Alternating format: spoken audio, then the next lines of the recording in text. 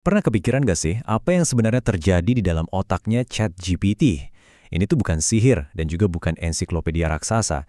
Nah, dalam beberapa menit ke depan kita bakal bongkar tuntas kebenaran di balik large language models. Yuk kita mulai.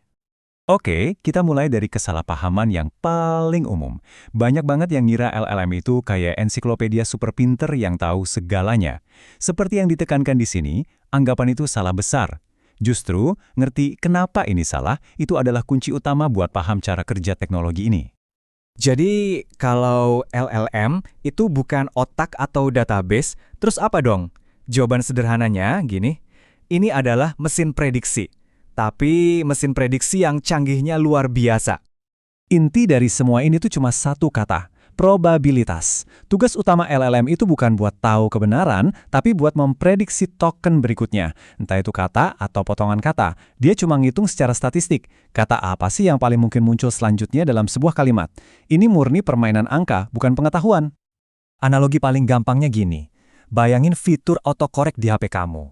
Nah, sekarang bayangin fitur itu disuntik steroid. Dia nggak mikir, dia cuma nebak kata berikutnya dengan kekuatan prediksi yang dahsyat berdasarkan miliaran pola kalimat yang pernah dia baca. Biar lebih kebayang, kita lihat contohnya. Kalau kamu ngetik ibu pergi ke, LLM itu nggak tahu apa-apa soal ibu kamu loh. Dia cuma ngitung probabilitas dari data latihannya. Kata pasar itu 70% paling mungkin muncul berikutnya. Jauh di atas kantor, dan hampir mustahil kalau bulan. Ya udah, dia pilih pasar. Sesimpel itu.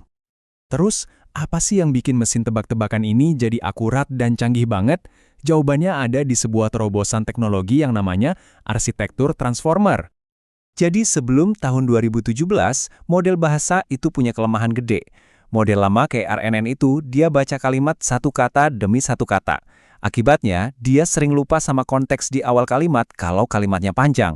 Nah, terus datanglah transformer dan semua aturan main langsung berubah. Ini dia judul paper dari Google tahun 2017 yang jadi titik baliknya, Attention is all you need. Judul yang keren ini nunjukin ide intinya, sebuah mekanisme revolusioner yang disebut attention atau perhatian. Oke, kita pakai contoh self-attention ini ya. Kata bank kan bisa berarti lembaga keuangan, bisa juga pinggir sungai.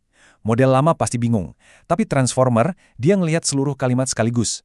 Secara matematis, dia menghubungkan kata-kata dan ngasih bobot perhatian yang tinggi antara bank dan sungai. Gitu caranya dia langsung paham konteksnya. Nah, ini dia terobosannya. Oke, arsitekturnya udah ngerti. Sekarang kita geser sedikit dan lihat gimana sih model ini diajarin dari nol sampai jadi asisten canggih yang kita kenal sekarang. Prosesnya itu ada 3 tahap utama. Bayangin aja kayak perjalanan dari AI yang tadinya liar dan cuma bisa niru bahasa, terus diajarin biar bisa ngikutin instruksi sampai akhirnya jadi pribadi yang sopan dan beretika. Pertama, pre-training. Dia nelen semua teks di internet buat belajar pola bahasa. Hasilnya, pinter tapi liar. Kedua, fine-tuning. Dia dilatih pakai format tanya-jawab biar nurut. Dan yang paling penting, tahap ketiga, RLHF, di mana manusia beneran ngasih ranking buat jawaban-jawabannya, ngajarin dia soal etika dan kesopanan. Nah ini nih bumbu rahasia yang bikin dia aman dan mau membantu kita. Sekarang, yuk kita ngintip sedikit ke panel kontrol di balik LLM. Soalnya ada beberapa setelan yang bisa ngubah perilakunya secara drastis, dari yang tadinya kayak ahli matematika, jadi mirip seorang penyair. Coba lihat angka ini, 1,7 triliun. Gila kan? Itu perkiraan jumlah parameter dalam model sekelas GPT-4. Anggap aja setiap parameter itu kayak tombol kecil yang bisa diatur, yang semuanya bareng-bareng nentuin responsi model. Makin banyak tombolnya, makin kompleks dan bernuansa pemahamannya. Nah, ini salah satu parameter paling seru, temperatur. Anggap aja ini tombol kreativitas. Kalau di skala rendah, jawabannya bakal logis banget dan konsisten, cocok buat coding. Tapi coba naikin angkanya, dia bakal jadi lebih kreatif, acak, bahkan puitis. Oke, kita udah lihat betapa kerennya teknologi ini. Tapi seperti semua kemajuan besar, pasti ada sisi gelapnya, atau setidaknya konsekuensi yang nggak kita duga. Yuk kita bahas beberapa di antaranya. Ini dia, salah satu masalah terbesar dan paling mendasar dari LLM. Karena pada dasarnya dia itu mesin prediksi, bukan mesin kebenaran. Dan ini ngebawa kita ke sebuah fenomena yang disebut halusinasi. Poin ini penting banget buat dimengerti. Halusinasi itu bukan bug yang bisa diperbaiki, tapi emang konsekuensi logis dari desainnya. LLM itu dioptimalkan buat bikin teks yang kedengaran masuk akal, bukan teks yang faktual. Tugasnya cuma nebak kata berikutnya yang paling mungkin, bukan menyatakan kebenaran. Nah, ini membawa kita ke pemikiran penutup yang cukup bikin merinding. Saat AI bisa bikin teks yang nggak bisa dibedain dari tulisan manusia, muncullah teori internet mati.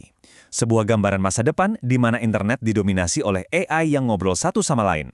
Pertanyaannya adalah, saat kita online nanti, apa kita yakin lagi ngobrol sama manusia, atau cuma sama gema dari mesin?